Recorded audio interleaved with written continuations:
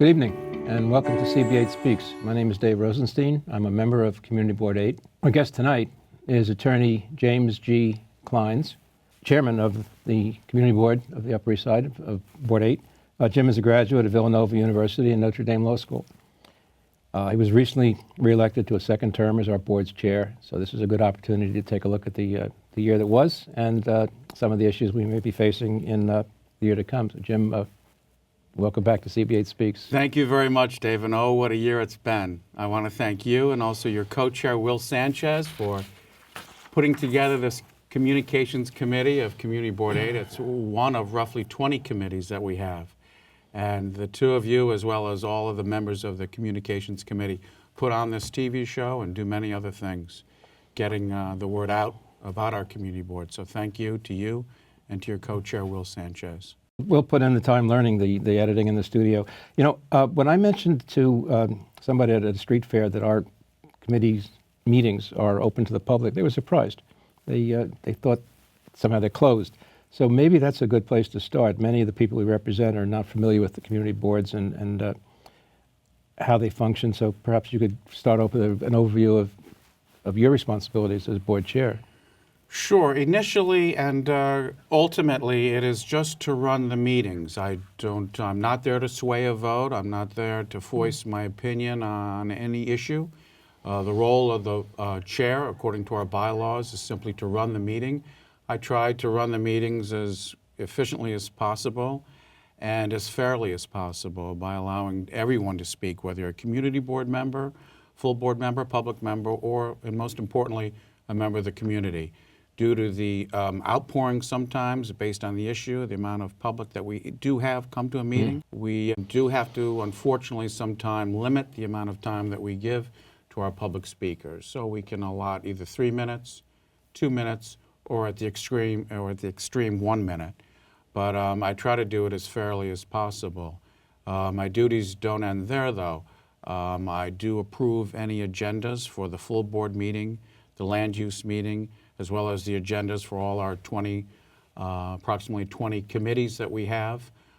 Nothing in writing leaves the board office until I've seen it first and have proofread it and approved it. I also serve as a link with the elected officials and any of our city and state, for that matter, government agencies.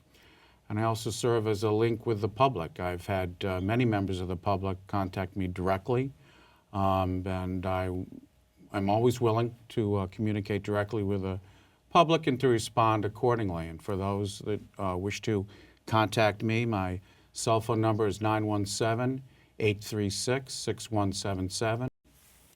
You also approve all the minutes for those committees. Right. Any minutes that are done after a committee meeting, land use meeting, or full board meeting, I also have to view for their accuracy before they're published to the public. Also, a unique thing that we also do, and this includes all 12 chairs of the community boards, is that once a month our borough president, Gail Brewer, holds a borough board meeting, which is comprised of all 12 chairs of all 12 community boards, where we sit at a table and we literally update the borough president on what each of our community boards has done for the past month. In turn, the city council members are there too, and they listen to what we've been doing all month long. And our borough president also updates each of the community board chairs as to what her office has been doing in the last month. It's a great opportunity.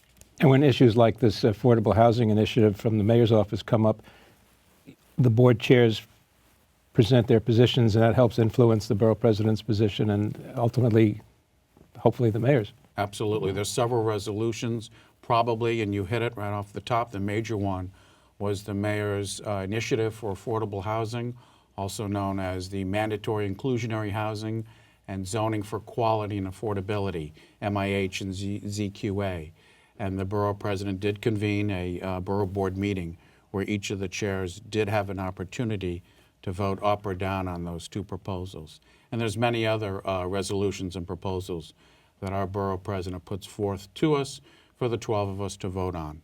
As far as the committees of the board, which is essentially you assign them, you appoint them, But they have a huge role, which many of the people who may be listening to this don't really understand. So if there's anything you want to discuss about the roles of the committees and their functioning, how they're organized, here's an opportunity. Great, thanks. And you know, I don't think the committees get enough attention or thanks. They are really the backbone, the fuel, the oil, and the gasoline of the community board.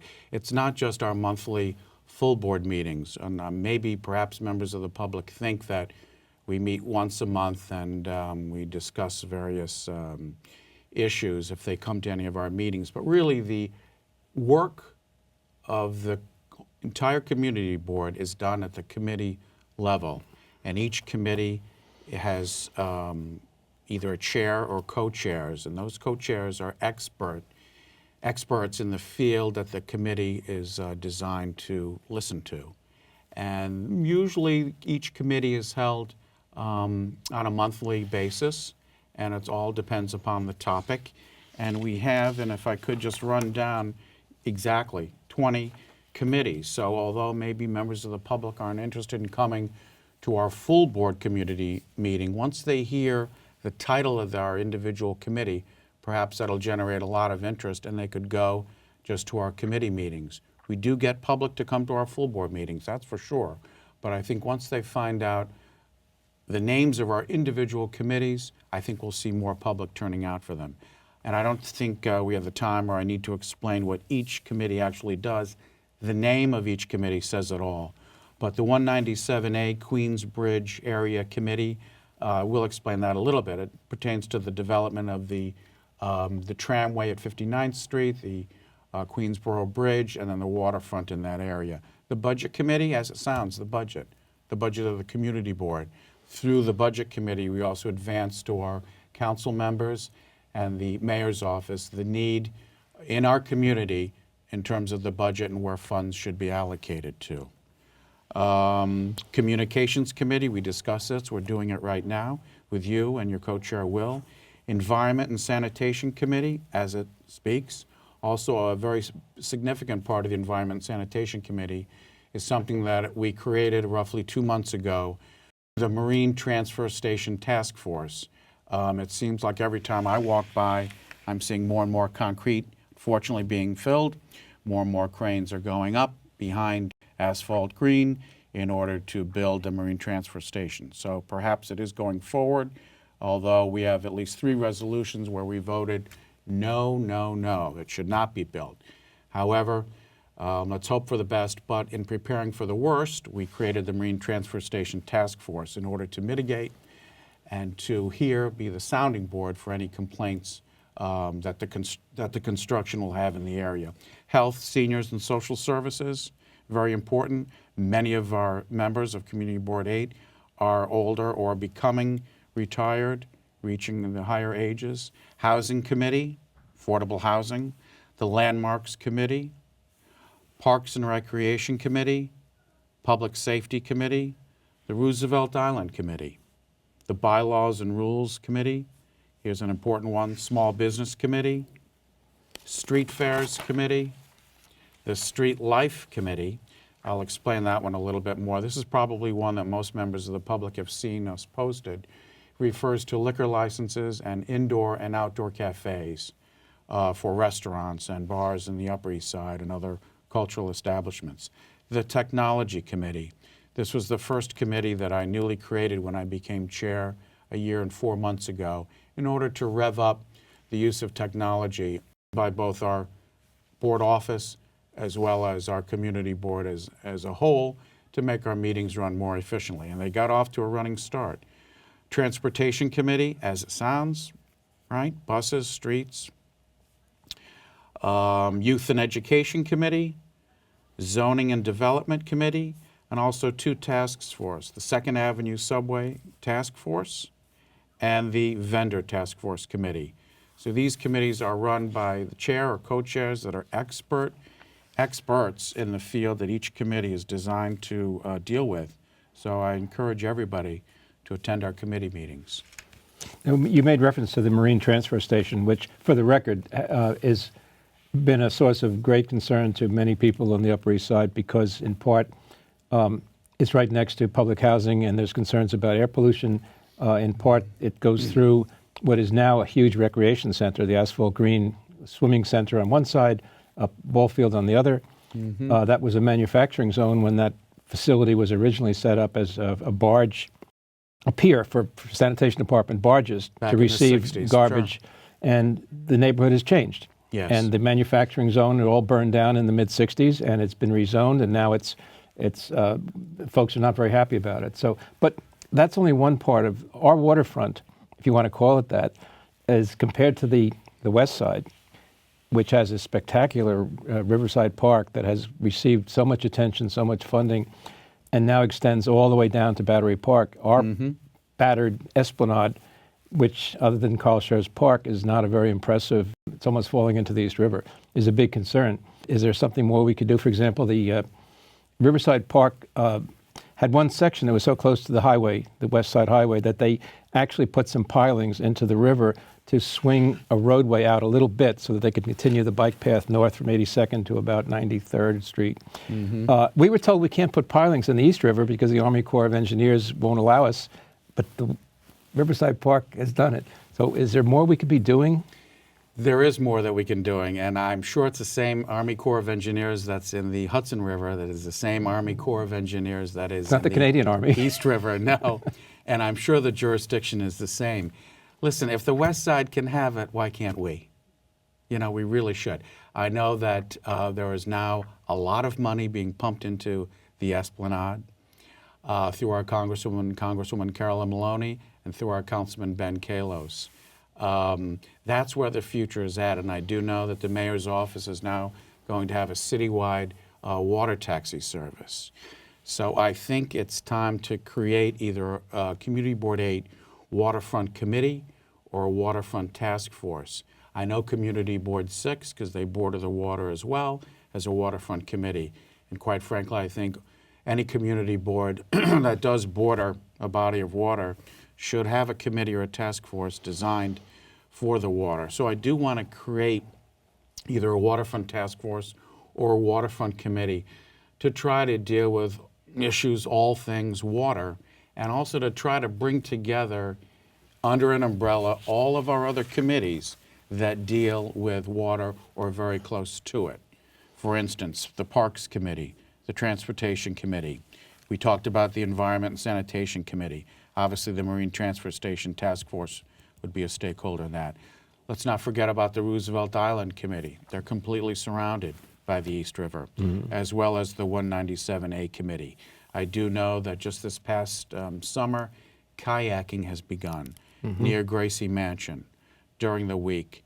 So I'm seeing more and more of that, and I think we can take a proactive role and jump in now with somewhat of a waterfront committee or waterfront task force, and I'm looking forward to it.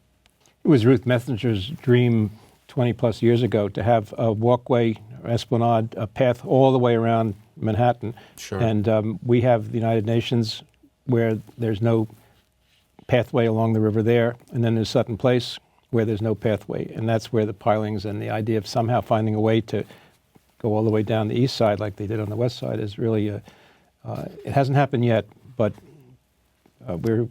we all would like to see it.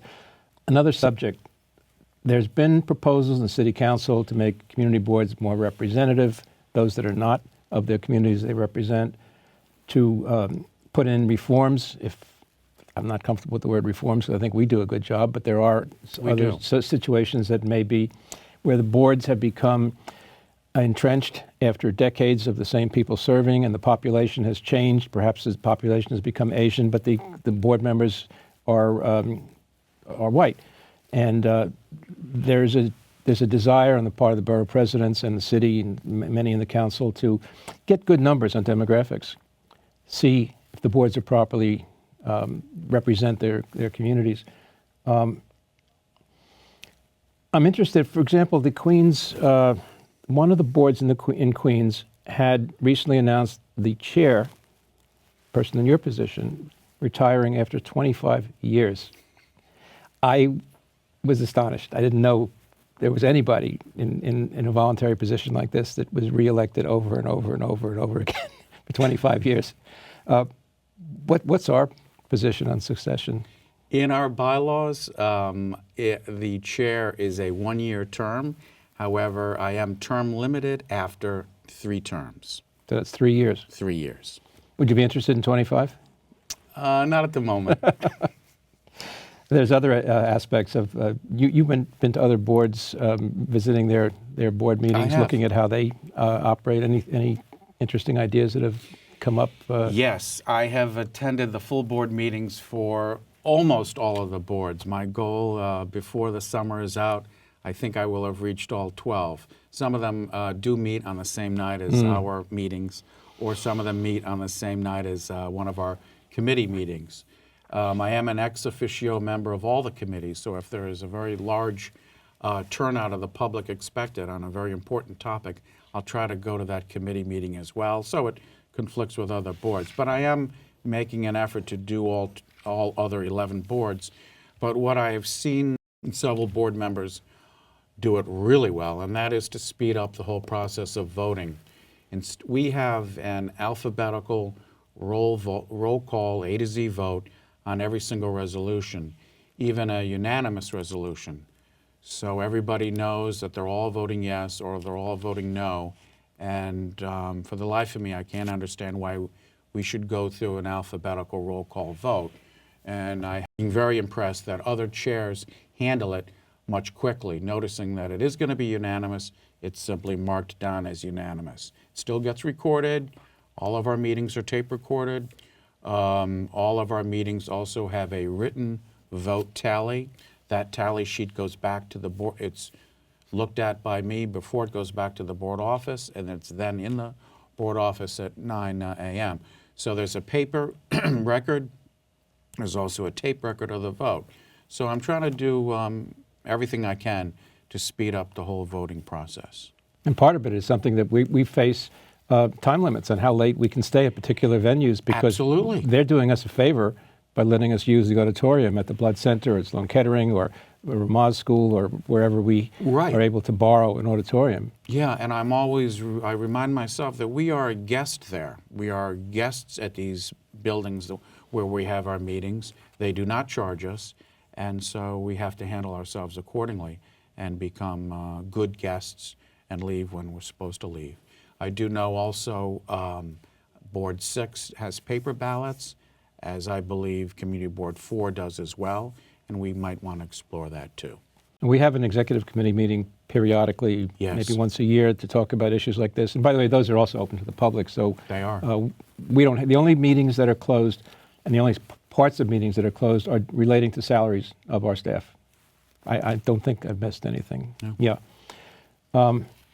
On the bylaws themselves, you mentioned at one of the board meetings that the Borough President's Office looked at the bylaws of the various the 12 Manhattan community boards, and anything interesting come out of that? Were we okay? It was very interesting, and I'm proud to say that on behalf of Community Board 8, in my own opinion, I felt that our bylaws were put up on the screen and used as a good example on how bylaws should be written for a community board.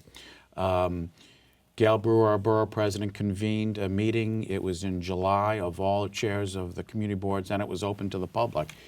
All 12 bylaws were discussed, pro, con, what could be improved, what could be taken out, what can be added. And there was a bit of a consensus that maybe it would be a good idea to have bylaws of all the community boards, at least 50% of the bylaws to be the same, so that every community board operates pretty much the same under the same set of bylaws, but then with a proviso that each bylaw could be crafted differently with some extra rules and regulations depending upon the uniqueness of each community board. I mean, committee names change. Sure. Street Life is what we call the committee that deals with liquor licenses and cafe permits and the like, newsstands. Right. But another board, they call it something else. Right.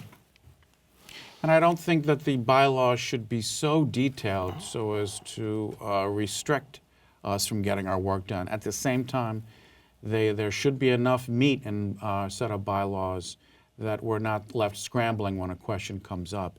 In my 11 years on the community board, pretty much any question that has come up can always be answered in our bylaws. So it's not too much, yet not too little, just enough, and I think that makes a good set of bylaws for any organization for that matter.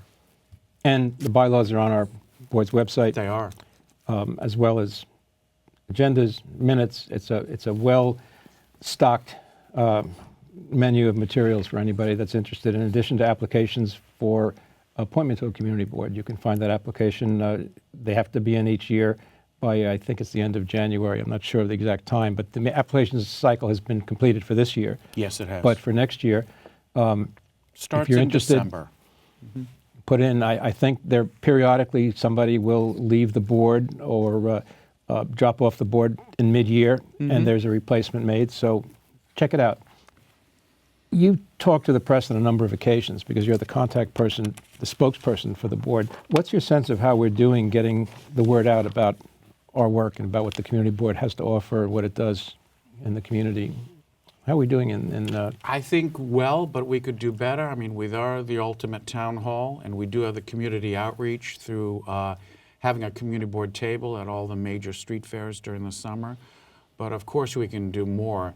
And I think the idea of putting a flyer on a street lamp has got to be improved, and we have to keep up with technology. One of the ways is to somehow get these large buildings that are now being built east of 2nd Avenue, somehow get into the managing agent, the owner, or the building staff to get their email and to get our notices to that building so that eventually all tenants in that building will find out about us. I mean, all of these buildings have a laundry room, all of these buildings have a community bulletin board. So we have to somehow reach out to these now new tall buildings to get our notices inside those buildings. We talked about street fairs. Thanks to you, all of the public libraries are now receiving our notices about our committee meetings and our full board meetings, and they're posting them on their bulletin boards. I think that's a great idea. I've made a concerted effort over the past year and 4 months to reach out proactively to reporters of our various news agencies. If I know a big issue is coming out, I will actually reach out to a publication, TV, radio, or newspaper, to ask them to have a reporter there. And within the last year and 4 months, there's been a dramatic increase in coverage for Community Board 8. We're on the front page more often than not of our local neighborhood newspaper, Our Town. We are definitely always reported in DNA Info, which is the internet newspaper concerning our neighborhood. Manhattan Express is a new newspaper for our neighborhood. They've picked up on us a lot. We've been in AM New York, New York Post, the New York Times, New York One. Michael Scotto has reported on us many times. And I know that Our Town, the newspaper, gives an Audie Award, which is Our Town Thanks You. But I think we should have a community board thanks you, and we should thank Dan Fitzsimmons, who has left the Strauss organization, I believe, and has left Our Town. But he gave Community Board 8 excellent coverage, front page and also inside the fold. He also regularly attended our meetings. So thank you, Dan Fitzsimmons from Our Town, for your coverage. Little did I know that he was also reporting in all of the other Strauss organization newspapers throughout all the other neighborhoods in Manhattan. the West Side Spirit, the downtown... Downtown Express, West Side Spirit, and also front page. DNA Info is a kind of an upstart. It's a web organization that finds stories that are local before the New York Times does, and Right. they filled a niche. We've lost a lot of local coverage in the press, but these organizations that are using the internet in new ways are filling some of that gap. You mentioned posting. We're required to post the area that's impacted or could be impacted by something like a new bar, new restaurant. So that's the reference. We need to get the word out, and however much we do it, we're still criticized by people who are unhappy about something and say they didn't know about it. So Right. we can never do enough to satisfy the full demand for. But we have to keep trying within our budget and our capabilities. Go on our website, fill in the little box on every page to sign up for our email. You will not get junk, you will not get spam, you will not get advertising, you'll only get official notices. You'll know that you get the monthly calendar, you'll know what's on the agendas, you'll be better informed. I recommend it. Promise, no junk mail. Is there one issue before we run out of time that's been really difficult to resolve or even to deal with in this? Not difficult, but definitely hotly contested, and that is bikes. It began with city bikes as to where we were going to put these docking stations. That's also another word for the bike racks. But, you know, frequently with lots of meetings, lots of public engagement, lots of engagement with our elected officials and board members, and also with the Transportation Committee, we were able, and with the Department of Transportation, the city agency, we were able to find a happy medium and to arrive at certain locations where the city bike racks could be placed with the least amount of discomfort for neighbors. And I think the same success that we had with this placement of city bike docking stations or bike racks, we can have the same success with bicycle paths. Currently, that is the hot topic. There is a lot of division. On one side, you have the bicycle enthusiasts, the bicycle advocates, an organization that lobbies on behalf of bicycles. And then, of course, on the other side, you have people that don't want them at all because they're worried about their own personal safety, crossing a street. Perhaps they've been injured. It also affects the elderly as well, which makes up a significant population in our district. A big challenge. So it's just finding a happy medium as to where these bike lanes are going to be placed. We are going to run out of time. I want to thank you for taking the time to meet with us. And I also want to thank the readers, the viewers, and remind those listening, this show is now on Manhattan Neighborhood Network's high definition channel 1993, 1993 on Time Warner Cable at 9 o'clock rather than 9:30, the time that the regular standard resolution show is. So if 9 o'clock is more convenient for you, set your DVR next month, and we've started on high definition this month. So that's our show. Thank you for joining us. Thank you, Jim. Thank you, Dave.